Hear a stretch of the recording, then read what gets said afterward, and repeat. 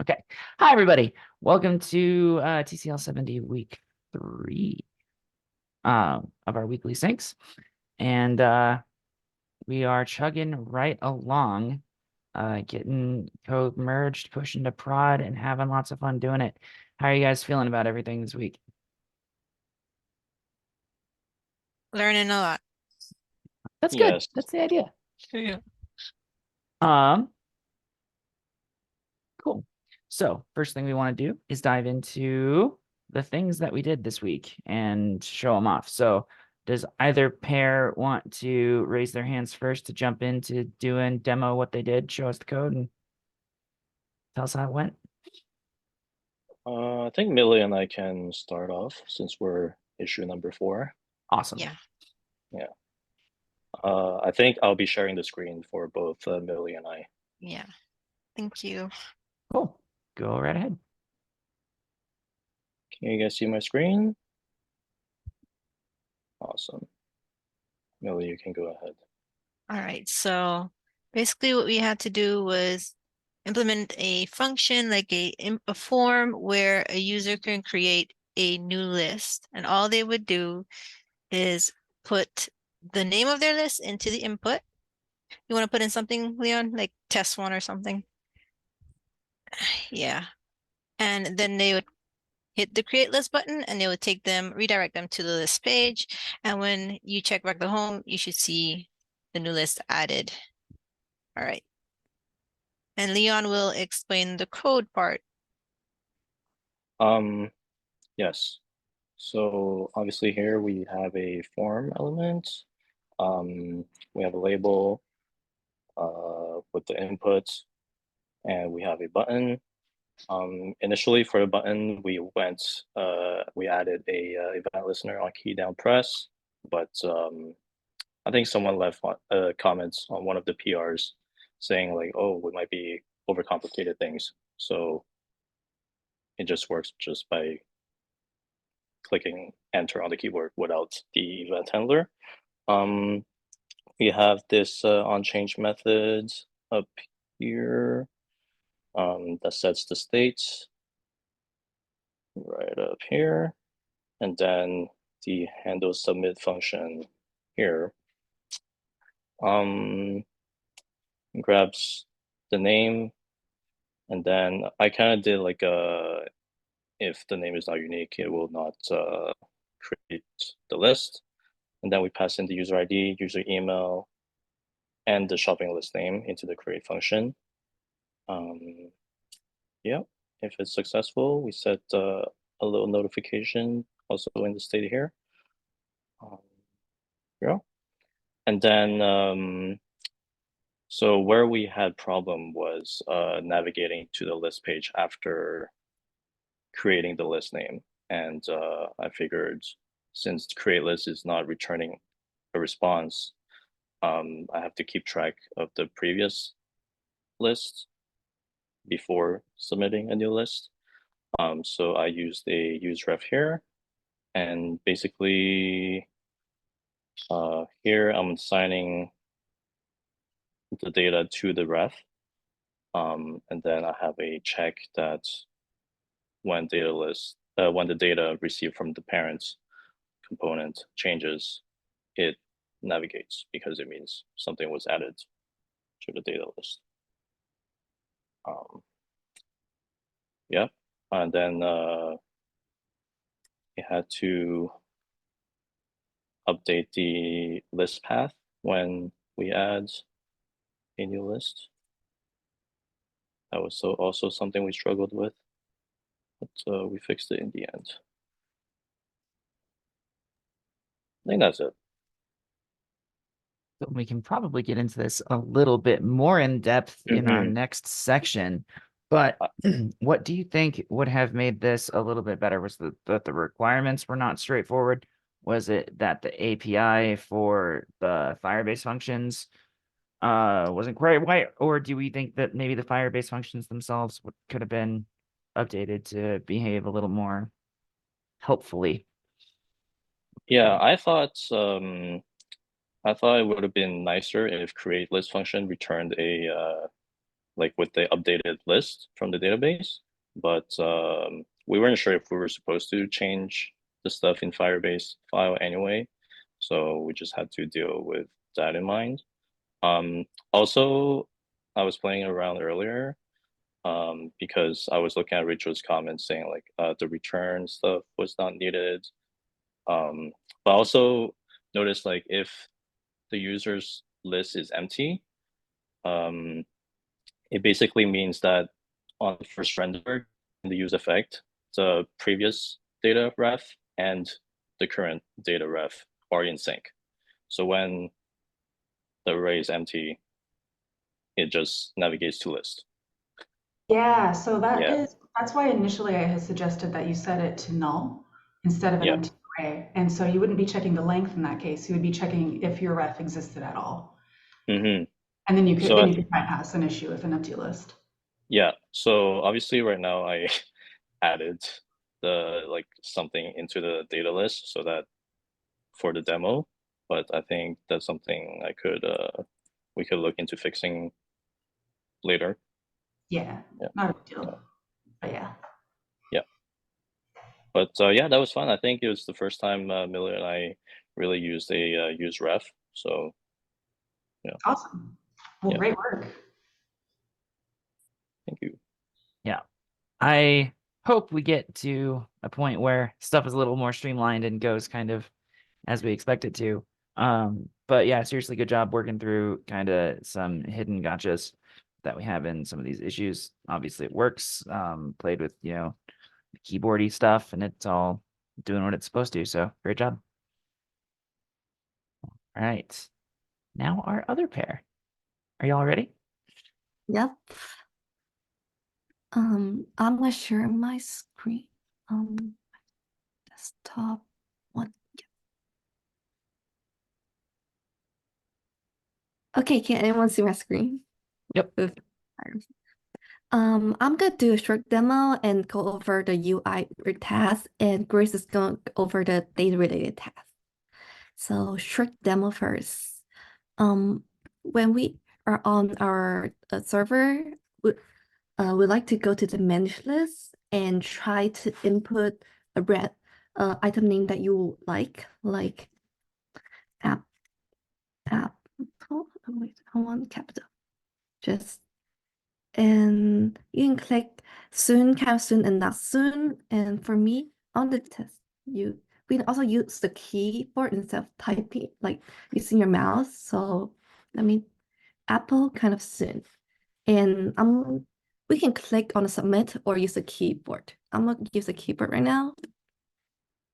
If your item was added to our storage, our database, it will show your item was added. If it's not added to the database, it will show your item wasn't added. And we could kind of reference it back by capital Apple. So it was good. It was shown in the list page. And now let me go over the UI code.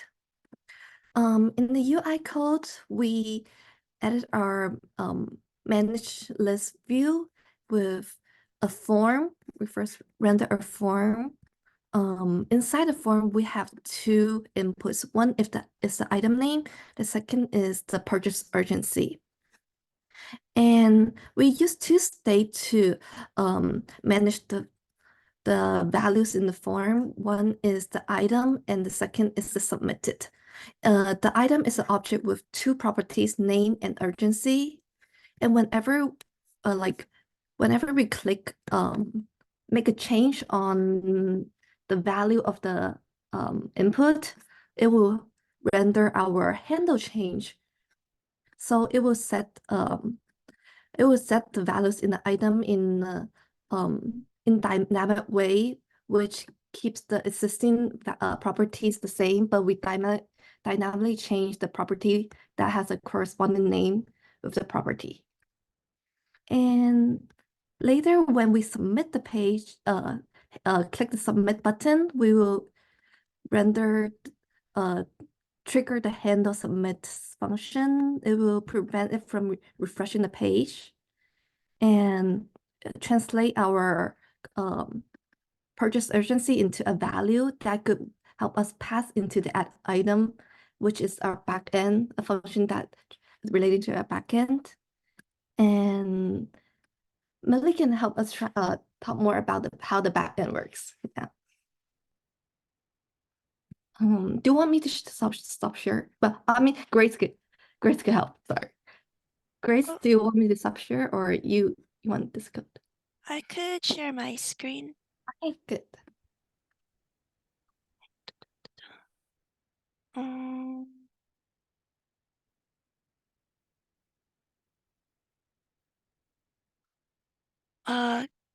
can you guys see my screen? Yep. Yes.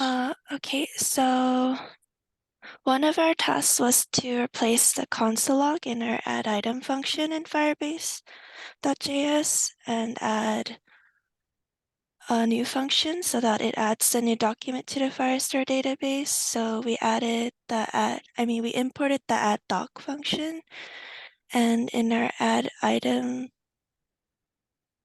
function, we replaced the console log with add docs. So now it's adding a new document to the Firestore database. And because the add item function is taking the list path as one of the parameters, we also had to pass down list path as a prop to the manage list component. And the second task we had was to calculate the next purchase date based on what the user selected in the form. So once the user submits the form, it triggers the handle submit function, and we use the switch case to basically calculate the next purchase date. So if the user chose soon, that equated to 7 days, kind of soon, 14 days, not soon, 30 days. And then we have a default case in case something happened. And we also have a try catch block where we're using the add item function, and it takes the list path as parameter and then an object with basically the name that the user inputted in the form and the next purchase date, which we calculated based on what the user selected. And if that's successfully executed, then it'll set the submitted state to added. And basically, when that happens, the user will know and see a message that says your item was added. If that didn't go well, then it'll be caught in the catch block where we're logging out the error, and it sets the submitted state to failed, so the user will see a message that says their item wasn't added. Yep. That's awesome. And I think you guys you did a great job. This is covering all the things, handles quite a lot. There's a bit going on in that issue. Was there anything in particular that you struggled with or that you ran into that really kind of bumped you?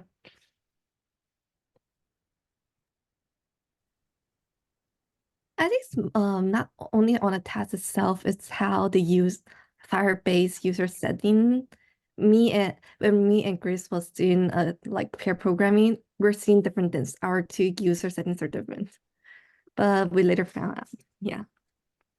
Yeah, I think all that's cleaned up now, or at least I think we might have some kind of stale-ish data from before in there, but I think anything new that gets touched is going in there correctly from this point. So yeah, there's definitely was some confusion, and DJ talked about that a little bit earlier, but I think we've got most of that sorted out now. But again, good job, except being thorough, making sure everything worked. I ran through with the keyboard and everything, and it all's doing everything that it's supposed to be doing. So great job, you two as well.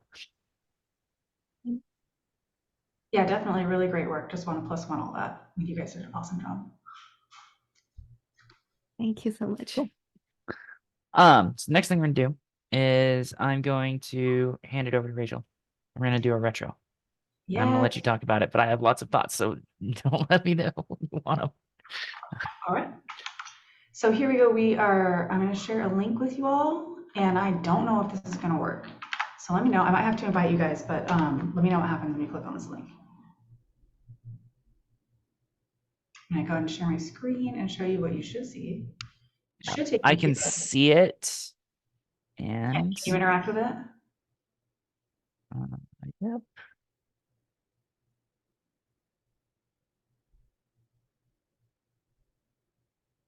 I added things onto that. So why does it Woo, say there we go. draft? Okay, cool. So it works. Good job. Did it. Okay, just checking. Yeah, I don't know what that draft is about, but okay, so what we're gonna do here is we're gonna each write one card in each of these first three columns. And you're gonna wanna put, I believe, 3 points, up to 3 points that you wanna talk about in each of these columns. We're gonna take about 10 minutes to do that. And then once all that's done, we're gonna go one by one and we can each talk about our cards, and then we'll get out of probably the what could be improved column some action items where we can actionably improve for our next round. Should we mark Yeah. an item with our initials so we know who it was when we read them back out later, or do we want to keep them anonymous as we add them onto the board? Great question. I feel like maybe keeping them anonymous as we add them is a little bit more comfortable, and then you guys know what you wrote. Okay. And you can read them out when it's time. Cool. All right, so I guess everybody must be able to see it. Is all that clear? Are we good to start? Okay, right on. So anyone even like, what is this? Why are we doing this type of questions? Does it seem pretty straightforward? Oh, sorry, go ahead. We're supposed to add something in each column, right? Appreciation, what went well, what could be improved. Yeah, with 1 to 3 points in each card. Yeah. 1, 2, 3 points. Except for the action item column, we will Except for the fill action. that out as we go. Yeah. Um, Okay, cool. So 10 minutes starting now. I'm gonna Do stop. you have the Jeopardy music ready? I don't, sorry. That's a great idea. I should have done that. Appreciations is kind of broad. Is there like something specific you're asking for what do we appreciate? Is that it? Yeah, just like anything like your team members that you especially appreciated during this. Okay. Yeah, anything that stood out to you that you appreciated. A lot of times when you are looking back at how things went over the course of a project, it can be tempting to point out all of the things that went wrong and all of the pain points and all the stuff that you wish everybody would do better, and how those, dumb people over there screwed everything up and made your life hard. And a lot of times this stuff is valid to talk about, but when we do these things, we also want to make sure that we have a positive experience and that we are acknowledging all of the hard work that people are putting into their jobs as they're going through this stuff. So it's always a good idea to focus on some positive feedback as the first thing you do when entering one of these exercises, and keeping the mood going the way we want it to and highlighting successes. And then we can talk about the stuff that didn't go well too.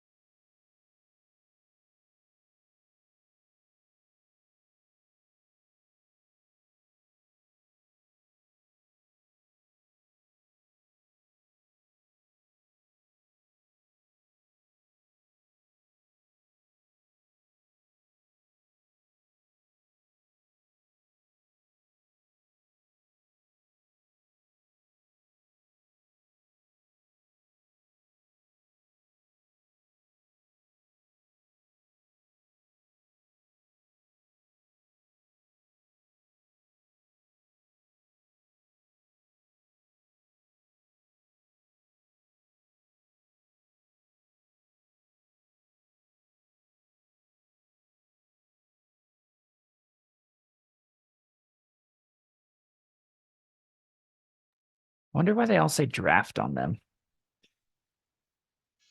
Yeah, I don't get that.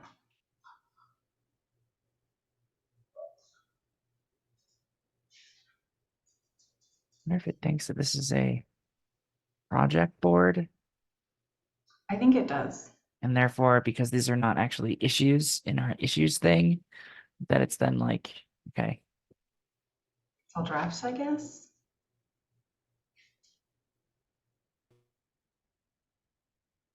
whatever.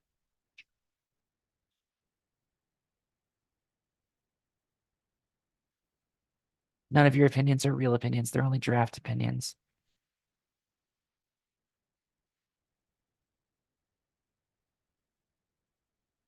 Actually, I can see that making sense because then, like, if you create an action item from one of these things and then put it on the board, then you can convert it to an issue, and it becomes a real thing that you have to do. Not that we're going to necessarily do that, but you could.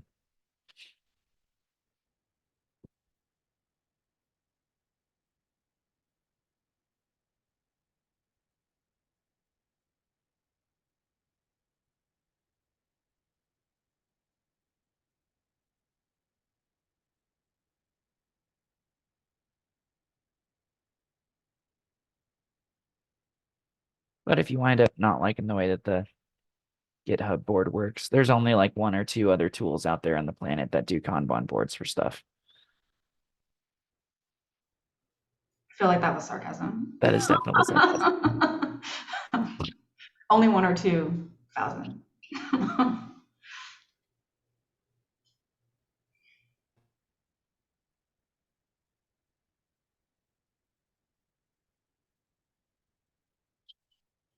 All right, looks like we got 4 minutes left.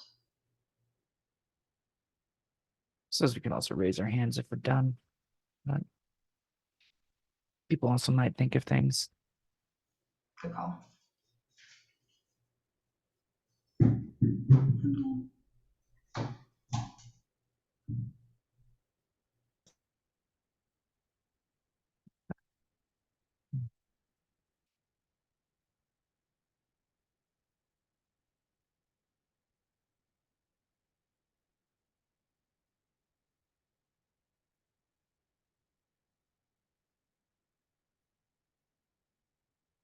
I'm just like this I'm doing on my Linux desktop. I miss being on like my work. I've got a Mac and like it's got the fancy like like background changey thingies when you do stuff on your camera, so you can like trigger a impromptu rave or give just a thumbs up with your thumbs up and then a thumbs up for you. Dang, you can't do that on yours? There's probably a way because it's Linux and somebody's figured out how to do it. You just have to go find a tutorial and dive through 12 pages of documentation, and then it won't work for 2 hours. But when you finally figure it out, you'll feel really smart. Yeah. It's all worth it in the end.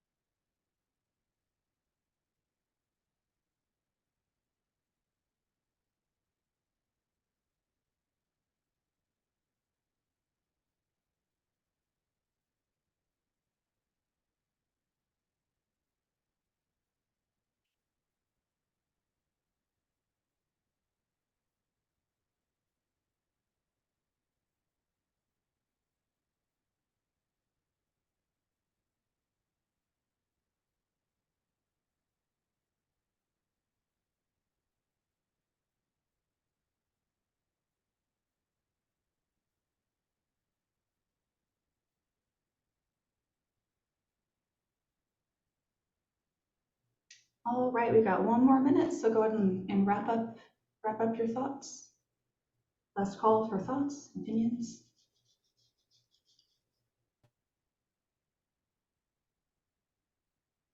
Puppies. He loves being in meetings with me. If I don't get him on my lap, he throws a fit for a while.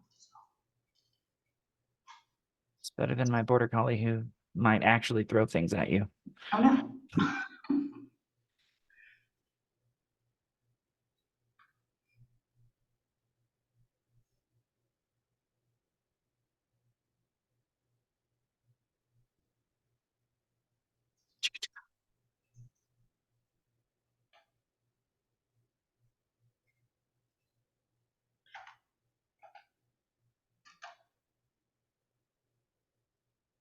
All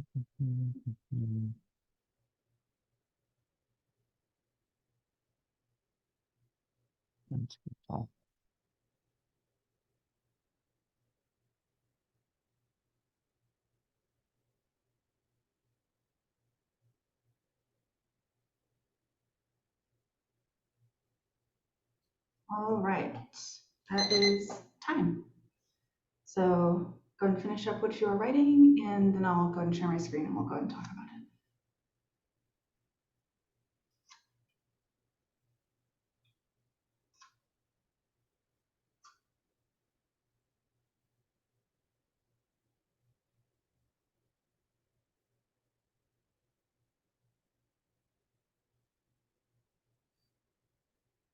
All right. So as long as everybody feels like we're done, looks like you are, we'll go ahead and start with our appreciations. Thanks to me for adding the board. You're welcome. Did a great job. Yeah, thanks, Lyle. And thank you for your help behind the scenes. I should have put that in. Who wants to go next? We have a shout out to Grace here next. I want to stick out. Like I'm really thankful for Grace being a good peer, the mentors for support throughout the whole week, and Leo and Millie for their inputs in the review. Yeah. Awesome. Yeah, you guys are really great working with each other. You're really on top of it with reviews. So next up, we got a shout Oh, out. that was me. Oh. Yeah. He's not here, but I wanted to call out DJ for helping fix the wonkiness we had in Firebase. Really helpful. Yeah, very necessary. Appreciate him. And next up, Yeah, I just wanted to be like grateful for everyone just taking the time. I know everybody has full lives, so that's it. yeah, for real though. Yeah, thank you all for spending your time being here because it's good for us too. And next up, Is it the last one now? this one here. Oh, 30 from the bottom. that's me. Yeah, I just want to thank everyone for being really patient and also just helping each other out whenever we need help. Yeah, absolutely. That is what we are here for. And we've all been through it too, so we know what it's like. It can be really hard. So this next one was me. I appreciate how open you guys all are, just coming forward with your questions and your issues, just that so that we can just get stuff fixed. Like that's great. And trying out something new. Like I didn't realize you hadn't used the use ref before, and so that was really impressive. That was awesome. And everyone's patient with us sometimes as we're working through some stuff that we don't in like the code base that we aren't necessarily familiar with and stuff. So you guys are awesome. Thank you. And last but not least. Yes, I just wanted to show appreciation for everybody, the mentors for, if there's like any code confusion, you guys provide support. And when we do something correct, you guys give words of affirmation, which is nice. And yeah, time zones are hard to figure out, and you guys are taking time out of your lives for us. So thank you all for that. Heck yeah. That's what they pay us for. That's right. Right. Oops. Oh, wait, we don't get paid. Well, moving on to what we'll put that in the what could be improved column. Yeah, there you go. Oh, yeah, go ahead. Sorry. Oh, sorry. We're doing the what's well, right? Yeah. Yep. Yeah. So you guys are doing awesome in terms of getting code in and done. A lot of times during the first couple of weeks of this, you'll be seeing scrambles to get things merged on like Sunday morning or we're doing last minute fixes or we just couldn't figure it out at all. Or we're stuck in some Git problem and none of that happened. You guys are just moving right along, which is awesome. I always appreciate having learning opportunities. Sometimes those are fun to work through, but like in general, you guys are crushing it. Keep doing that. Heck yes, could not agree more. Next up. Oh yeah, we got stuff done and successfully merged all the branches, and there's no code conflicts yet. Yeah, that'll be an exciting day. Because I think Lyle said in Slack that there might be some merge conflicts. I was like, oh, okay. Well, I'm glad it didn't happen. Yeah. Same.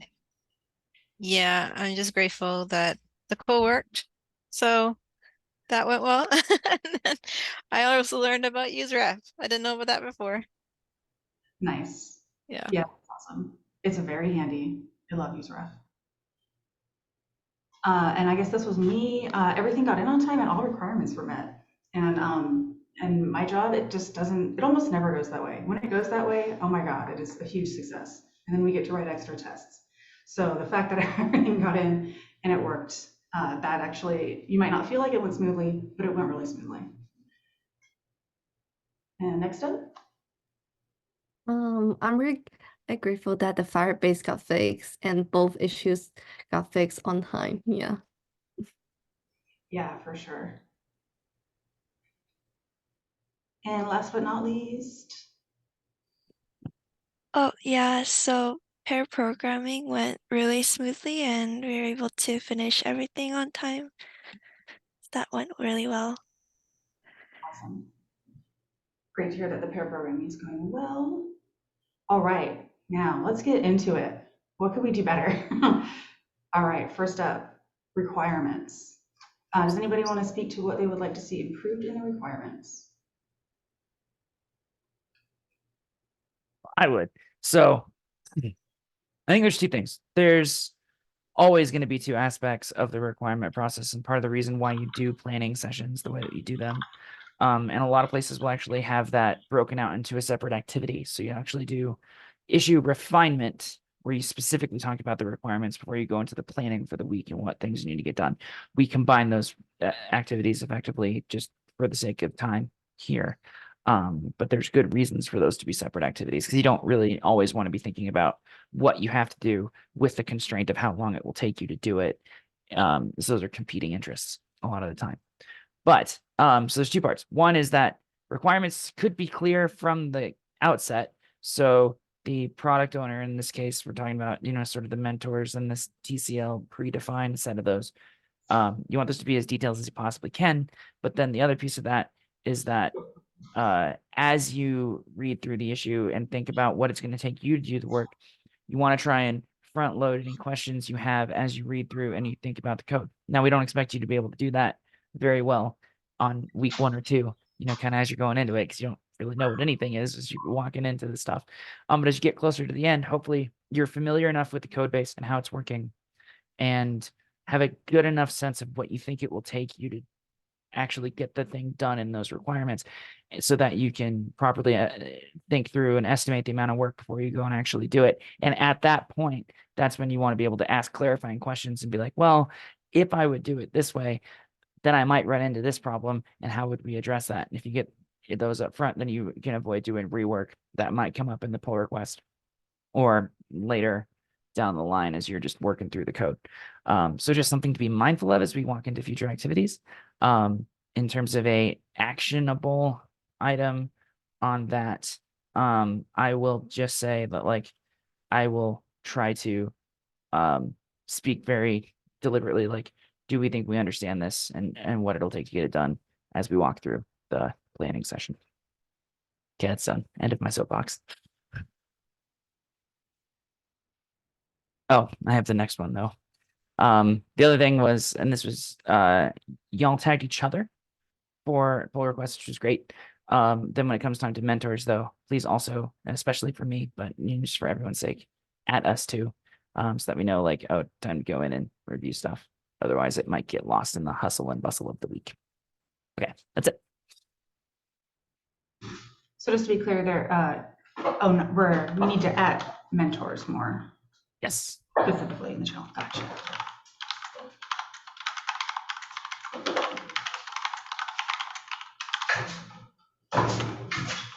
Okay, next up. Oh yeah, this is me. I'm just gonna keep whining about local storage because I just feel like there's a better way to do this. We could be using context. We could be using some kind of state management. React gives us so many tools we could use, and just the fact that we're having caching issues. Just other than, oh goodness, he lost his toys and he's mad. So please forgive. He's so small. He's so mad about his toys. Yeah, sorry, I don't think there's anything actionable we can do about this at this point, other than maybe suggest for the next cohort going forward, a refactor that may be helpful for other collabs down the line. But that is, maybe I'll just write it down.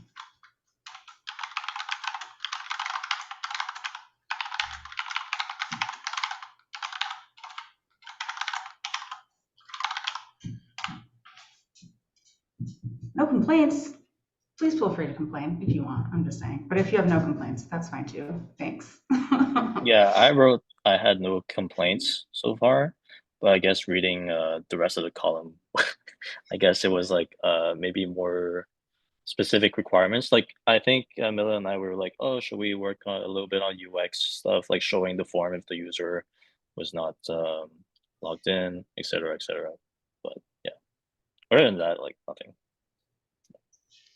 Yeah, agreed. Like, and I feel like that specifically around what to show when a user is logged in versus logged out in the requirements is something that's a really good call out, because that would also lead us to test the login versus logout stuff, which revealed a bug to us during office hours. So that ended up being really useful. So and we can maybe add that to through our walkthrough. We can't edit stuff. But let's maybe add like login UI state as a specific call out in requirements as needed. Thank you. That's a great call out. What is doing too much? One more thing. The input, because I was talking to another group again. I'm so sorry about this, but the input, they were saying that it didn't account for things like a slash, and they had a condition for that as well. So do we need to like think about those kind of things going forward? Like what could be, like what could a user put in that could not work? I think for when you say slash, like what does that mean? What So is like a back so I don't remember what it was 'cause I didn't get into it, but they were saying that they I think I don't know if it routes or it doesn't, it has a problem with the database. Oh, okay. Depending on how not sure if it's the list or the item, but the way we look up the ref, if the slash is in there, it might think it's a different reference than it actually is. So. Yeah. Interesting. I didn't think about it. That's me poking around in other people's business. Yeah. I didn't think. How dare you reach out to your peers with questions? How dare. I do have thoughts here, but I'll let others speak first if they have them. Okay, I was just gonna say if the I'll just say my little thing first, and then I was just saying if the front end UI can somehow impact the back end, like that needs to be called out. So like if that's not something I would have thought of, that a slash in the input would have messed up the back end. So if somebody knows that, that would be good to put in requirements. That's it. That's all I was gonna say. But I think that question ties in with the what is too much discussion pretty well as well. And is something to kind of talk about. So the most important thing that we're trying to drive home, especially in these first couple of weeks, is to sort of stay on the plan, right? It's easy in a project to start thinking of things as you go and then start to try and build them in as you're doing it. But then in doing that, you're adding scope creep and you're blowing out how long it might take to do a thing. And you might think it's an innocent little this and that, but our industry is historically chronically terrible at delivering things on time and with the proper scope. You get towards the end of it and you're already running late, and then you're going to start dropping stuff because it took more work than you thought it was going to be. And so really we're trying to hammer on the, don't overcomplicate it. Do the thing that you said you were going to do.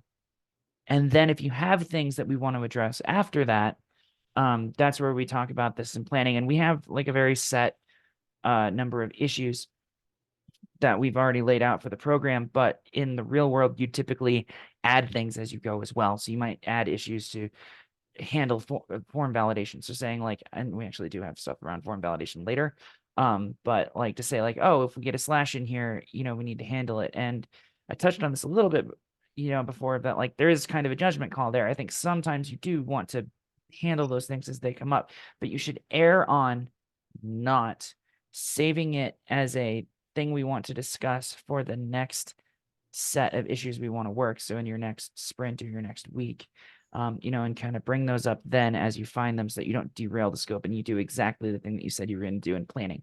And this also brings us back to, let's try and talk about those requirements up front. So if you think about the stuff before you begin the work and you say, okay, I know I have a form and I know I need to validate forms. So what do I need to do about validation here? And should I cover this in this issue as I go and do it? Or is that a separate step that we want to take care of later? Having those conversations in the before you start the work is the best place to do it. And then after you complete a task is the other one.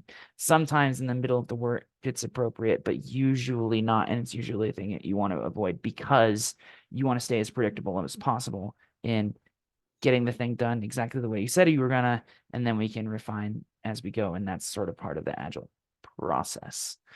So again, sorry for doing too much soapboxing, but it's important. I don't know. No, you're good. Yeah, scope creep super important. And I would agree, particularly in this project where we really want to like kind of stick to the agile as closely as we can.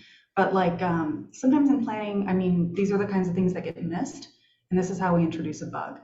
And this might come up in your PR review or something. So like specifically what you're bringing up is a bug. And we would, and now we can think of it as being merged into production because we don't have form validation. And so in our case, like that's just an FYI to think of like how we might handle that is to create a bug ticket and kind of work on it ASAP and get it up as like maybe a hot fix or whatever. But again, ideally, like Lyle said, it should be done up front. We should think about form validation in advance. But just in case, but I also think it's good to realize that, you know, bugs can get pushed to production, and what do we do? You know, what do we do when that happens? And it's scramble to get a bug fix up. That's what. So let's see.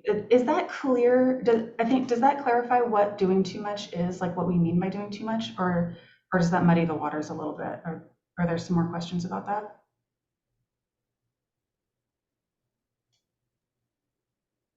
I think it's a little clear to me. I hope so. Okay, yeah. Yeah. It is a little bit of a fuzzy line sometimes, I feel like, but I do feel like Lyle's really on point with like, we do have our requirements, but our requirements could be a little bit more clear when we walk through them. So Yeah, hopefully and if that we will have help. any doubts, we'll just ask you guys. For sure, yeah. Yeah. No complaints. Thanks. Did you think of any complaints? If you thought of any, go ahead and bring them up. That this is absolutely the time to just shout stuff out to you, like as you think of stuff. This is the time for that for sure. So we'll go ahead and move on to this one. Yeah, so maybe a little more instruction. Who wants to speak to this one on how we're supposed to handle problems? Yeah, Oh, so I don't know, like when we pair program, that's fine. Then we have like these issues. I feel like we kind of, for me, it's kind of like a panic to get it done. So I don't know, do we just grab them and do them? And I know that we're all over the place in different time zones, and not everyone has the same amount of time. So what do we do if there's a big change? Do we pair program through it? Do we find the time to pair program through it? Or do we just, allow somebody to pick it up and look after it if they have the time? So my opinion is to just really be open with your communication, and if you can find time to pair program, do that. That's probably ideal. But if you can't, like you said, whoever kind of has time and the energy to do it, they can. That's all right too. Like I feel like you can work on your own. But Lyle, I'm curious if you have a different opinion on that. Does that seem reasonable? Nope, I agree. Okay. Hopefully you don't have big rewrite this, type of comments coming in. Yeah. These first couple we just messed around more than I think we needed to with them, but that was covered in the requirements bit. So, best effort. Do what you can, get it fixed. If you have time to pair, that's great. If you don't and you just want to slam it out there, go for it. Just tell everybody what you're gonna do so that they don't step on each other. Yeah. Understood. Cool. All right. And then peer review before mentor review. Yes. And then once you get green checks there, then I would at the mentors.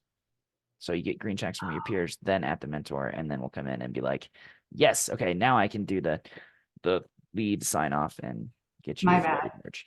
I just get after those when I have time, and I had no idea there was an order. So I was totally putting reviews in before other people were sometimes. So noted. Just to let the teams work through their peer review process before they come to you. Rachel, It's learn okay. what words mean. Got it. That's just no for me. Thank you. All right, so that's everything. Does anybody have anything else they wanted to bring up? No, we're good. All right. Just like should we add our like peers to review, and when they review it, we then add the mentors? Is that a better method for a team? Maybe. Oh yeah, like in GitHub, when you add the reviewers, yeah, that might be a good process too. Adding me in Slack is going to be more effective than adding me in GitHub, because those GitHub ones will go to an email bucket that I may or may not see, but odds are lower than Slack messages, which pop up on my phone more directly. Exactly. Yeah, if I see it on my phone, I'll just go do it. But I won't check my email probably, so yeah, Slack would be better. Okay. All right, well, this was our first retro. Have you guys ever done anything like this before? No? Yeah, I hadn't either No. until I'd never seen anything like this in my life until I got into tech. It's great It's though. helpful.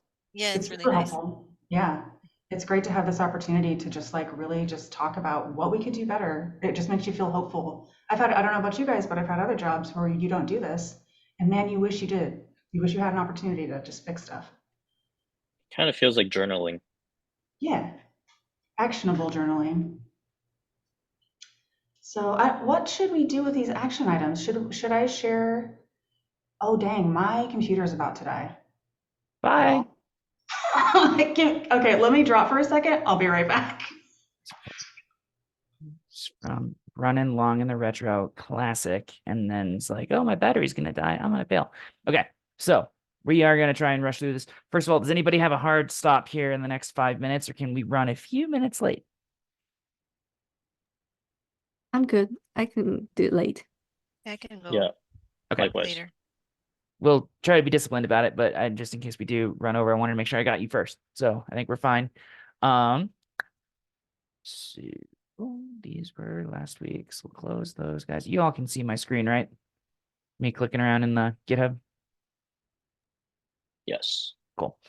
This is not what I was looking for. Here, project brief. Okay.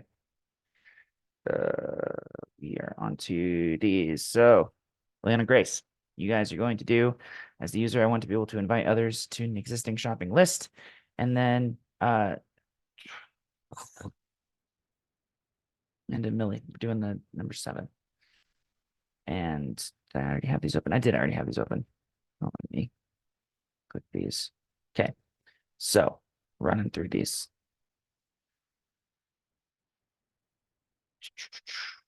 This is the one I'm worried about, and that I think is going to be a little bit more complicated. But we will hopefully not have any more issues with this stuff, at least Firebase wise. So we want to allow users to invite others to existing shopping lists so that they can manage them with friends or family. This would take the following steps. User enters an existing user's email into a form. The share list function in Firebase JS is called with the appropriate inputs. And please note that an existing user is a user that has signed in to the app before. So I think we've looked at this enough in the Firestore to see, like, yeah, here's the user stuff, but I do have this open up over here. So our users are their own separate collection, whereas everything else is the users lists effectively. And in our users, we have shared lists that follow this naming convention, not this one. This one's bad. That we want to use as, kind of the reference. And then these are the other lists over here. So this is the part where we're going to need to be able to hook into for the shared list functionality. So let's look at the acceptance criteria. The manage list view shows a form that allows the user to enter an email invite to an existing user to a list, in addition to the form that allows them to add items to that list. So just another control on there. The input that accepts the email has a semantic label. The user can submit this form with both the mouse and the enter keys, stuff we've already talked about. If the user exists, the user is alerted that the list was shared. And if the other user does not exist, the user is shown an error message that explains the problem. So this meaning that if the person you are trying to share with exists, and when you're doing the sharing, we're not trying to notify the other people. We're trying to notify you that you successfully shared it. You'll know your label is correctly implemented if you click on the label on the keyboard. Focus moves to the related input. Users will be able to submit the form with the enter key and check the share list function in Firebase to get an idea of how you'll know if list was shared. So we do already have prior art in the Firebase.json in there. I think I kind of have an idea of what that looks like on the UI, but does anyone want to ask questions about this and talk through it here real quick? Yeah. Form validation. You said we were going to worry about form validation. We have something later coming up. Mm-hmm. So as we add more inputs, should we be worrying about things like what we talked about in retro until we get to that? Or should we just wait, hold off on form validation until then?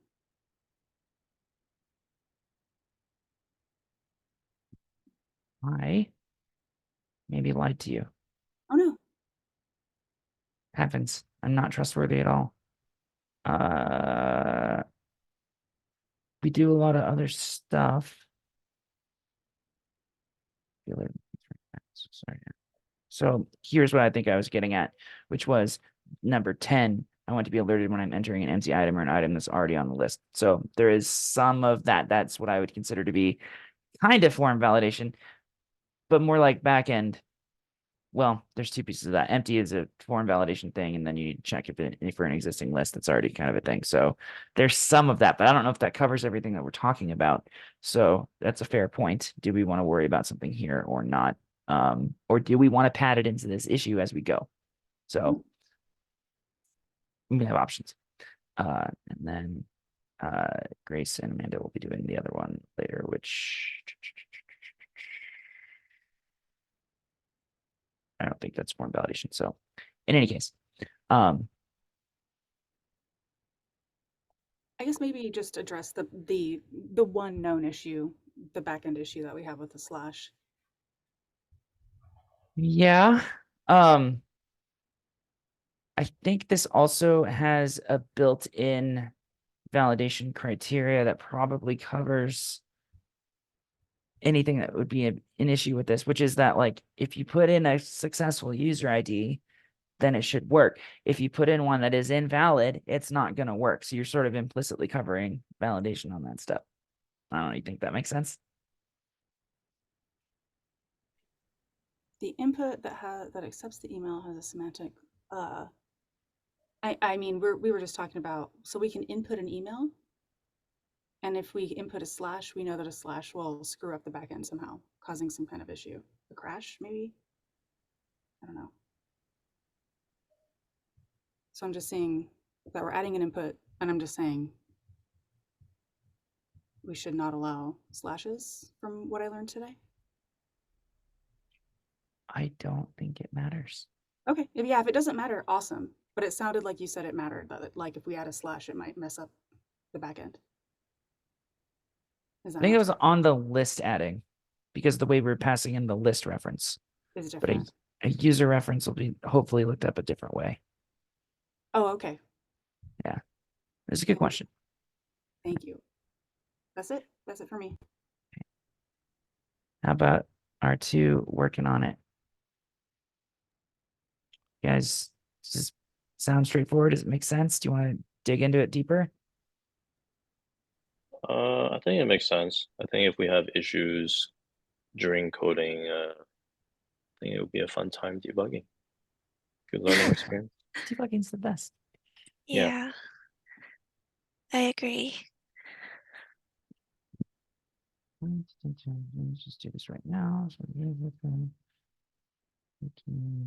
And we can assume that the form will show when you are logged in and not when you are logged out. Like we're kind of the pattern that we're adopting. Yeah, I don't think that changes, right? It's just not in the requirements, and it's just something that they've been doing on their own. Oh, And so that was also on our actionable, on our to-do list to make sure we point out any login yes. situations. Say make it do what the rest of the form is doing. Should so if it deviates, that's probably things we don't want right now. Okay, so yeah, the pattern we've got now is good. Great. This feels more like a straightforward task, but I think there's some gotchas in here to be careful of. So this one should be fun. So as a user, I want to filter my shopping list to make it easier to locate an item in the list. Allowing users to search through their list will help cut down on clutter and focus on the items that they're looking for. So I just let's say I went in and added 1 billion things on my list. I want to be able to search for every one little thing. Like apple or banana or something along those lines. The form includes the following elements. Sorry, let's read these through again. A form is added to the top of the list view above the shopping list.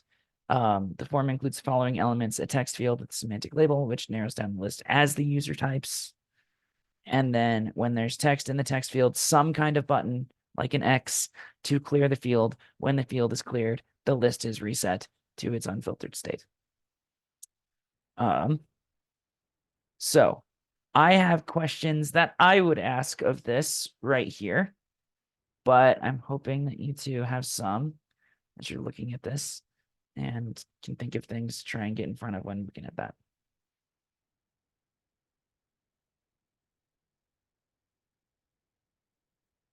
Does it make sense? You guys know what you do? When you say it should match any part of the item name, Exactly. Where exactly specifically was that on here? in the notes. In the Last notes. Yes, there we go. Sorry. Lost my place. Knew that was in there, and that's why I wanted to talk about it. So, yes, if I have the word apple and I type PL, I should still see apple. So that will change how you actually do the filter function, right? So I should only, if I type like, PPL is going to show up, and then Apple should not only show up if I start with AP, right? It should handle both of those. So like a substring? Correct. Okay. Additionally, I would ask about things like case sensitivity. Yeah, same. Or spaces, right? So these are things that if you think about them now, we can talk about them. And if we do want to call them out, we should add them into the acceptance criteria. So let's do that. This thing does not handle keyboard the way you want it to. Okay, which is you should match.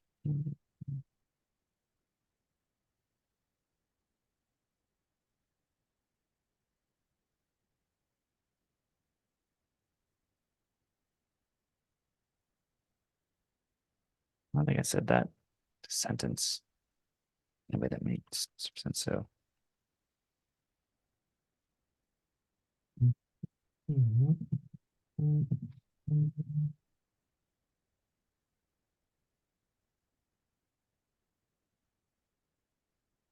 If I asked about case sensitivity and spaces, does that make sense? Or do you want to kick those out and make them nice to have criteria for later?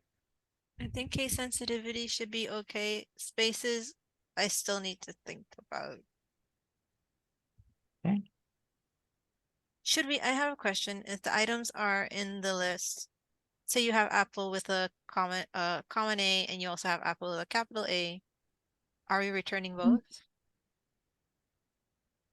Does the list take in both as different things? So that's actually part of the validation criteria later. Okay. Okay. Because we are not specifically handling the add yet, but that is one that we have later about duplicate items. So Okay. today you could technically do that. Now, because I'm going to say that things should be case sensitive and nice to have more spaces. If there is an APP capital L or APP capital A and a lower case A, and we said it's case insensitive, then they should.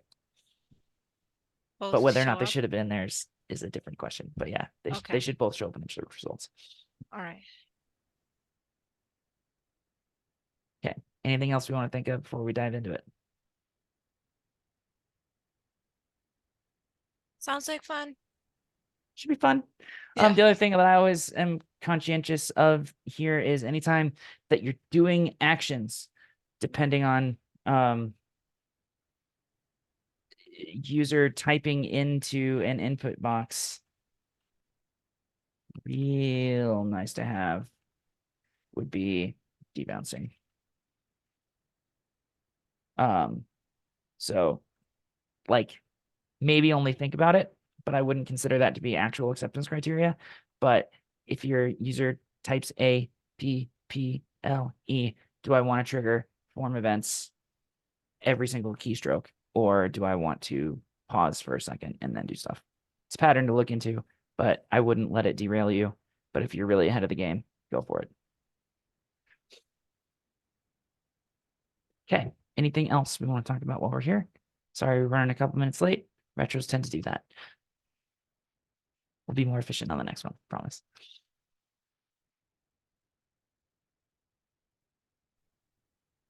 Okay, cool. Then I'm going to wrap it up. Again, y'all are crushing it.